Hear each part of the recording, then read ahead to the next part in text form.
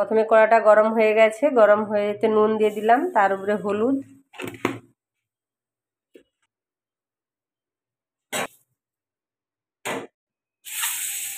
এর উপরে একটা একটা করে ডিম দিয়ে দিচ্ছি আমি।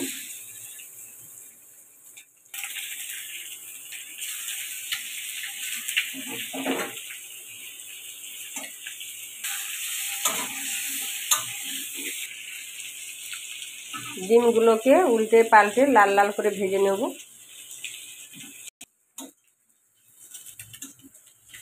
এই দেখুন আমার ডিমগুলো সব লাল লাল করে ভাজা হয়ে গেছে, এবারে আমি নামিয়ে নেব।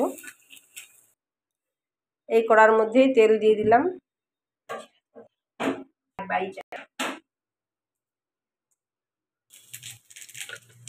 অল্প করে দুটো জিরা ফোড়ন দিয়ে দিলাম, এর মধ্যে দিয়ে দিচ্ছি পেঁয়াজ,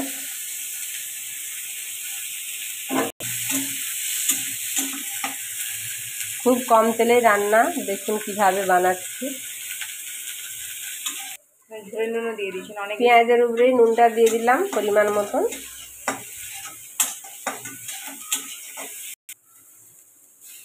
এবার রসুন আর আদা বাটা দিয়ে দিচ্ছি।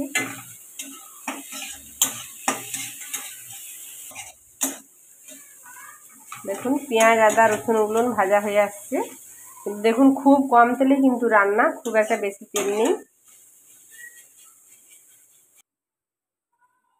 ধনিয়া গুঁড়া, লঙ্কা গুঁড়ো, হলদি গুঁড়ো, এগুলো সব একসঙ্গে মিশিয়ে নেব। একটু অল্প করে জল দিয়ে দেব।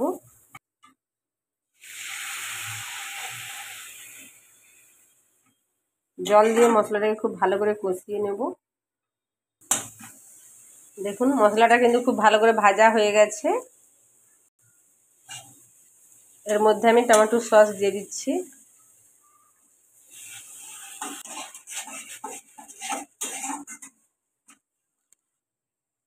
টমেটো সস দিলে টেস্টটাও আলাদা হয় আর খেতেও খুব ভালো লাগে, সেন্টটাও খুব সুন্দর উঠেছে। দেখুন এই দেখুন মশলাটা কিন্তু খুব ভালো করে ভাজা হয়ে গেছে, তেল ছেড়ে গেছে, এর মধ্যে আমি জলটা দিয়ে দেব।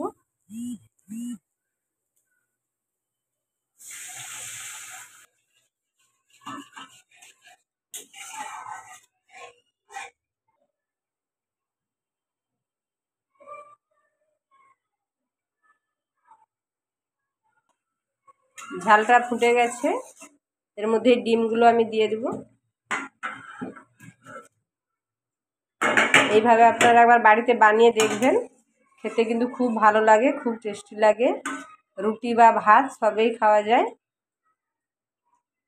খুব কম মশলা, খুব কম তেলে, বেশি রিচ নেই, সবাইয়ের পক্ষে ভালো। এই দেখুন আমার ঝালটা কিন্তু হয়ে গেছে। আপনারা শুকনো শুকনোও করতে পারেন, একটু রস রসও রাখতে পারেন, কিন্তু রস রস থাকলে একটু খেতে ভালো লাগবে।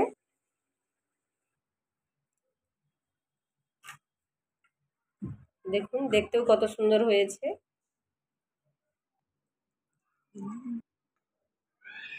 আজকে আমাদের এই ডিমের কালিয়াটা একদম রেডি হয়ে গেছে। ভালো লাগলে আপনারা লাইক শেয়ার কমেন্ট সাবস্ক্রাইব করবেন, পাশে থাকবেন। ভালো থাকবেন, সুস্থ থাকবেন, দেখা হবে আবার পরের ভিডিওতে। নমস্কার।